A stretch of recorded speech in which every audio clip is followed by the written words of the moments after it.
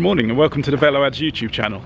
It's a beautiful morning in Greenwich Park and I'm here this morning to do, well, I'm making a vlog. It's a vlog which I'm not too happy about making actually, that's a first, because it's a for sale vlog for the Wow. I've got my new Velomobile coming in June and I need to sort of finance it really, so unfortunately I may have to sell one or two of my existing Velomobiles to finance my new Velomobile. So the first one to go up for sale, and the one I've had the longest and the one I have the most memories with, was originally Nina and then I renamed it Betty, of Velo-ads vlog fame. She's been in quite a few vlogs and done me proud, and you know, I've ridden it to Bilbao and all sorts, so it's been a good workhorse. So what I want to do now, it's been a good workhorse, so what I want to do now is show you around the bike and just go over a few things and a few little niggles which need to be sorted, but that will all be you know, shown in the price. So it's a Wow Velomobile and it's going to be going really cheap, so I don't think it's going to be around for long, but let me show you inside. So we've got a triple chainring on the front.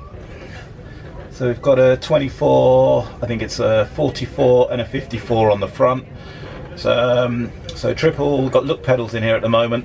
I replaced the carbon nose cone, the Kevlar nose cone with a lightweight carbon nose cone, and it's a lot lighter, but it's quite a bit more fragile than the original Kevlar nose cone. Hang on, we've got a school party here. One thing I found out about the carbon fibre nose cone over the Kevlar nose cone is that when you're going down pedestrian crossings and you bottom out with the nose, you end up with a crack on the nose cone, which you don't get with the carbon fibre. But then again, with the Kevlar, sorry. But then again, the nose is a lot lighter than it's ever been, and so I bought a brand new nose cone from Katanga in Czech and replaced my Kevlar. Well, I just got rid of that, gave it away actually, the nose cone, the original one, which was a lot heavier. Okay, so yeah, anyway, where was I? So we've got three chain rings on the front, a triple. This is Wow number 70. I've had all the electrics upgraded by Lee Wakefield, who is the Velomobile maestro. You know, he loves rewiring bikes. Basically he's popped this in, rewired all the electrics, and got on this control panel, which when I bought this bike it didn't have any indicators, no fitted lights at all. So now we have brake lights on the brake levers. We have, this is for your daytime running lights on the front and on the back, and then we have if you push it up to the top, I'll show you, you have a full array of brake lights, which looks like an emergency sort of figure of a man or something, some sort of danger. And then when you pull the brakes, they all the lights light up. So really cool. What else do we have on here? This big circular button in the middle is for the hazard lights. So you have hazard lights all round as well on there. These two switches here are for these little 12-volt sockets on the side, so you can pop in, you know, different types of lighting if you want, which I've never bothered to get. I mean, I had them fitted and never used them, so they're waterproof, and just put the caps on and they're good.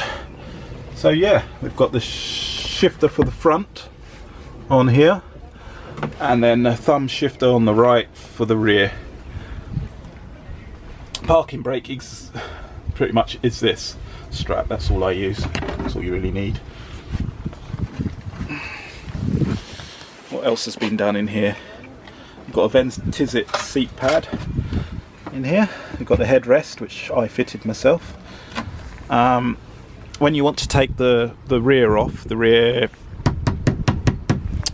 tail section off, you have to unplug this socket for the lights on the other side, so when you start sliding the tail off, there's a plug which you just twist with your hand and it pops off, and then you can take it off without pulling on the wires. We've had a carbon fibre chain tunnels boxes built under the seat. I don't know if you can see them,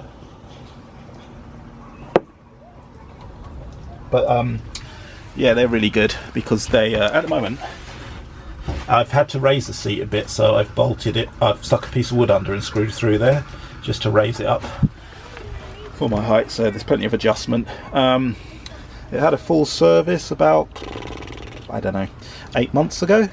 Haven't used it much. Whoever's interested in it, if they do want it serviced before they buy it, that can be done at an extra price. We can add 200-300 euros on top of the price. I've put this soft sort of velour stuff on, which is quite nice, on here, and I've stuck this on, which helps with the rattling from the hood, and I've stuck a bit more of this padded sponge all the way around the edge of the hood, which helps with the rattling.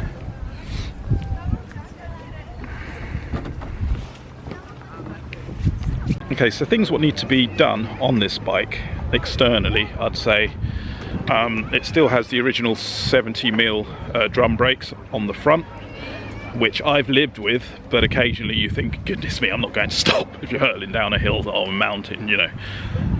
It does need, I reckon it does need 90mm brakes, but then I've mostly been using it for racing and the odd tour abroad and commuting. So when I was going up into the mountains in France, I took the Quest and uprated the brakes to 90mm. So that's one thing what I'd say needs doing. There's a couple of scuffs on the paintwork. When it was parked up in a shipping container at work, a Ford Transit spare wheel rim without the tyre on fell off the shelf inside the shipping container, landed on my bike. It hasn't cracked the body, but it definitely chipped the paint, as you can see, which isn't major. I just haven't got round to fixing it, so that's reflected in the price of the bike. A little sort of bit of flaking of the paint there. This is just where the hood has been rubbing. So yeah, spare wheel bounced off the shelf, landed on there, and then bounced onto the side of the bike and chipped a bit of the paint off, so you can just see the body, Kevlar body under there. This Kevlar, this thing, I mean, it would take more than a wheel rim to do any damage to it. Yeah, so the paint split there a little bit, but it's fine. I haven't bothered to repair that. And round the back, another little chip in the paint there.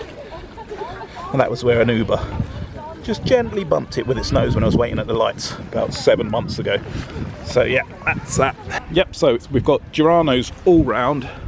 It comes with a spare rear wheel, which I have at home. It comes with a spare carbon fibre wheel disc. We've got Giranos on the front, Giranos on the rear. That's my baby. We've got a new visor, brand new basically. I think there's one little scratch on it, hardly anything. I had her resprayed a while back. A lot of work done to her when I had the carbon tunnels built under the seat, because what do they call them? The idlers were one of the idlers. The power I was producing, one of the idlers had been ripped out of the floor under power. So I asked Lee if he could build something which would to make that never happen again. So he built that tunnel there. That's all done. Okay, so basically, yeah, get in touch if anybody wants a really nice wow. She's a bit rattly, so another thing what needs doing is it did have a chain tube in there when I bought it, and I took it out. So the chain does slap on the floor and on the back, on the floor at the back in the tail. So I reckon it's most really worth putting another chain tube in, which I can do if the potential purchaser wants one put in. And the gears need adjusting, little things like that. So I mean, at the moment you're looking at 3,000 euros without the sort of mechanical bits done, like a full service, or you're looking at 3,300, 3,400 euros with the service, so totally up to you. I mean, I'd rather just sell it as it is, and then you can take it home and do whatever you want to it. Yeah, so that's wow number 70. Get in touch.